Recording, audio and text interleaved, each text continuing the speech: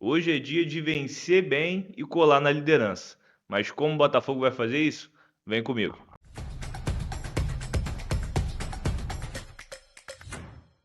Olá, eu sou o Gustavo Bandeira, estudante de jornalismo e botafoguense, e estou aqui para te trazer todas as informações sobre a partida entre Botafogo e Corinthians, que acontece hoje às 6h30 da noite no estádio Newton Santos, pela 17ª rodada do Campeonato Brasileiro. Quem já conhece aqui o vídeo de análise pré-jogo sabe que eu sempre começo falando da arbitragem. O árbitro da partida vai ser o senhor Rodrigo José Pereira de Lima, da Federação Pernambucana. Ele captou somente uma partida do Botafogo até agora no ano, que foi a vitória sobre o Juventude por 2-0 no estádio Newton Santos, pela segunda rodada do Campeonato Brasileiro. Já no ano passado, ele trabalhou em duas partidas do Glorioso. Foram a vitória por 2-1 do Botafogo sobre o Vitória, lá no Barradão, pelo jogo da volta da terceira fase da Copa do Brasil. O Botafogo venceu por 2-1, e o empate em 0-0 com o Cuiabá pela 33ª rodada do Campeonato Brasileiro, esse jogo no estádio Newton Santos, que é a única reclamação de todos esses jogos dele que ele apitou do Glorioso, na minha visão, é que ele não deu muita acréscimo aí contra o Cuiabá. O Cuiabá fez muita cera aqui no estádio Newton Santos, mas de resto a atuação dele acabou passando despercebida. O VAR vai ser o Wagner Ruey, esse aí tem mais polêmicas recentes aí com o Botafogo. Ele é de Santa Catarina e foi o árbitro de vídeo da partida entre Palmeiras e Botafogo, né? O 0-0 no Allianz Parque pela primeira rodada do Campeonato Brasileiro desse ano. Ele acabou não dando um pênalti claro aí, não chamando o juiz, né, para dar um pênalti claro do Murilo no Igor Jesus. E também ele apitou.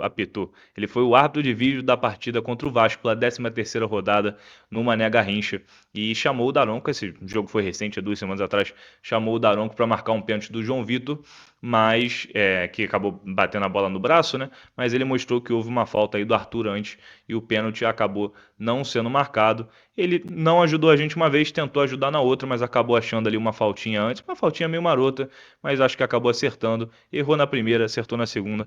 Enfim, vamos ver como vai ser a atuação do árbitro de vídeo nessa partida. A gente espera que ele acerte a nosso favor, se assim for o certo a se fazer, né? O estádio da partida, é claro, você já conhece muito bem, é o estádio Newton Santos, que tem capacidade aí para 44.661 pessoas, isso o público liberado para eventos de futebol, né? A parcial de ingressos foi divulgada pelo Guilherme Cardoso, do canal Gigante Glorioso, fica aí o crédito da informação para ele. Ele falou que até esse momento, né, até o momento que eu estou gravando aqui, sábado de madrugada, sexta para sábado de madrugada, tinham 20 mil vendidos, mas a expectativa é de um público ali entre 25 mil torcedores, acredito talvez seja um pouquinho acima disso, ou talvez um pouquinho abaixo, enfim, tem a galera que compra em cima da hora, então torcida do Botafogo não deve comparecer um grande público. Eu esperava aí mais de 30 mil pessoas no estádio Newton Santos, mas pelo menos vai ter um estádio Newton Santos apoiando e com um público pelo menos razoável e maior do que nas últimas partidas do Glorioso. Agora vamos falar de retrospecto. E olha, se você, torcedor botafoguense, fosse basear em retrospecto aí entre as duas equipes, tenho certeza que você vai ficar bem confiante para a partida de logo mais. Mas antes de a gente entrar aí nos números gerais desse confronto, vamos primeiro falar de como foi a última partida entre os dois times, que foi no ano passado, pela 26ª rodada do Campeonato Brasileiro. O Botafogo venceu o Corinthians no dia 14 de setembro de 2024, no estádio Newton Santos, por 2-1, com gols de Luiz Henrique e Thiago Almada, dois golaços aí do Botafogo, um numa jogada coletiva sensacional, outro num drible, um chute fora da área do Almada que acabou desviando, entrando ali quase no ângulo do Hugo Souza. O John ainda defendeu um pênalti nessa partida, defendeu um pênalti no primeiro tempo do Ángel Romero, atacante corintiano, mas a equipe corintiana também teve outro pênalti, o Rodrigo Garra acabou convertendo. Final de jogo 2-1 para o Glorioso, como eu falei, o Glorioso saiu com os 3 pontos e se manteve na liderança, como foi praticamente aí o campeonato inteiro, né?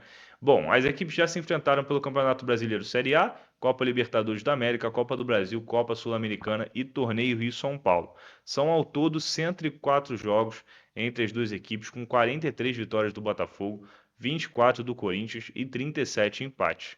Já no Brasileirão são 66 partidas, com 27 vitórias do Botafogo, 22 do Corinthians e 17 empates.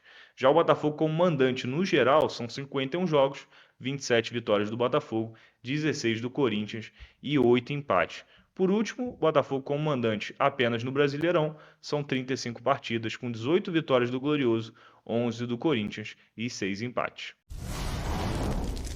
Agora vamos falar aí sobre o momento da equipe corintiana, como vem o nosso adversário para essa partida e também dar uma breve analisada aí sobre a temporada da equipe paulista até agora.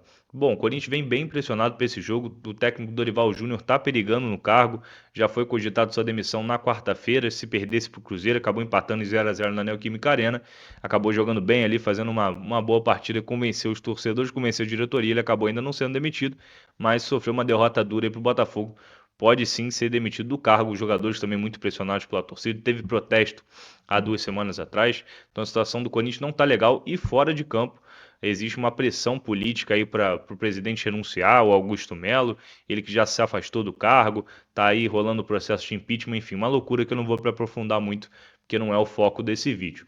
Mas sobre a temporada da equipe corintiana até agora, o Corinthians foi campeão paulista sobre o Palmeiras, seu maior rival, vencendo o jogo da ida por 1-0 no Allianz Parque, empatando o jogo da volta por 0-0 na Neoquímica Arena.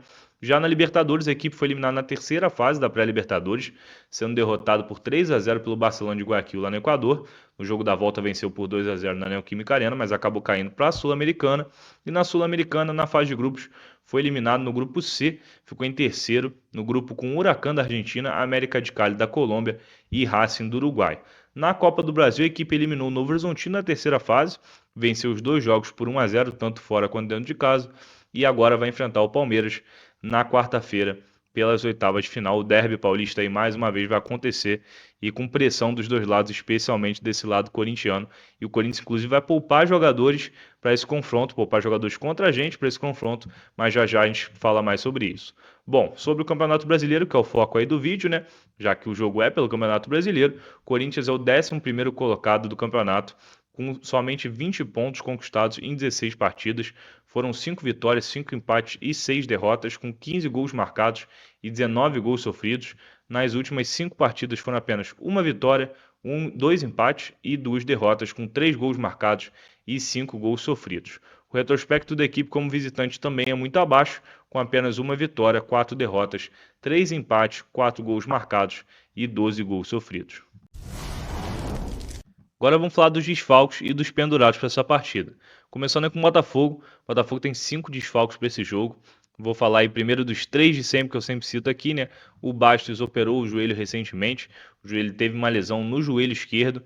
Está em processo de evolução, mas ainda nem chegou no processo de transição. Deve voltar apenas no mês de setembro. Já o Jefinho teve uma lesão no menisco joelho direito. Chegou a fazer uma artroscopia, já está em processo de transição, mas só deve voltar em meados de agosto. O Matheus Martins teve uma lesão na coxa esquerda, até há uma possibilidade dele ser relacionado, porque ele está em uma transição aí mais evoluída que a do Jefinho, mas acredito que deva ficar mesmo para a semana que vem, contra o Bragantino na terça-feira ou contra o Cruzeiro no domingo. Já o Arthur foi poupado porque sentiu dores no peito na quarta-feira e está gripado, então também é outro que está fora desse jogo. E o Danilo, que não fará sua estreia porque passa por um processo de recondicionamento físico, ele que foi anunciado aí pelo Botafogo, apresentado nessa sexta-feira, que a equipe do Fogo na Rede estava lá, fizemos uma pergunta para ele, mas ele só deve jogar, atuar mesmo contra o Cruzeiro no próximo domingo. Bom, desfalques do Corinthians. O Hugo, lateral esquerdo, que se recupera de uma cirurgia para tratamento da hérnia inguinal. O Maicon, que teve uma lesão muscular na coxa esquerda, o Maicon volante, inclusive campeão brasileiro pelo Corinthians lá em 2017. O Martínez, também volante, os dois primeiros volantes, né? Suspenso, recebeu o terceiro cartão amarelo contra o Cruzeiro na quarta-feira. E o Rodrigo Garro, também suspenso, recebeu o terceiro cartão amarelo também contra o Cruzeiro na quarta-feira. Bom, quem está mais atento aí viu que eu não falei o nome do Yuri Alberto, né? O Yuri Alberto que vai voltar justamente contra o Botafogo. Impressionante como o Botafogo não dá sorte aí para essas coisas. O Yuri Alberto, que é inclusive um artilheiro do Corinthians no ano, com 13 gols em 35 partidas.